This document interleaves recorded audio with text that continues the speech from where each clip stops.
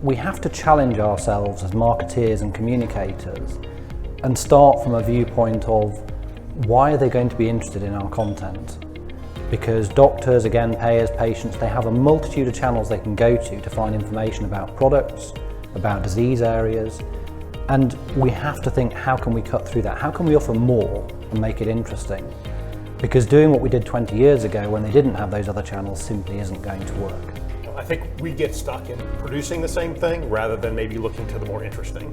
And because it's like a base of ours to be able to take care of our most expensive asset, which is our sales reps. I don't think it's the root cause. I think the root cause is the mindset in which we go about, and I think David Blair said it this morning, right? Pharmaceutical is great at thinking about tactics and channels, right? They have not separated the content supply chain from the tactic in which they're going to distribute, right? So what we're trying to drive is shifting much more to a content marketing and distribution model. Yeah, and I think, Tara, you raised a really good point, just to riff off what you've just said. We have to move from being channel-centric to really a content-powered approach, because that's where you're really linking those insights, the customer insight, back to what is it that they want to receive or hear from us, rather than the other way around. So what you're saying is a focus on the experience that you want the customer to have will actually drive the content strategy and not the other way around. Yes.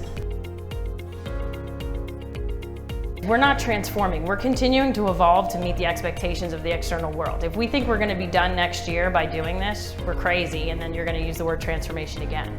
We have to have that DNA of we're agile and we're continuing evolving, and this is a way for us to feed that pipeline. Right? If you're at the channel level, you can never switch gears fast enough. And I think supply chain thinking is a good example rather than transformation.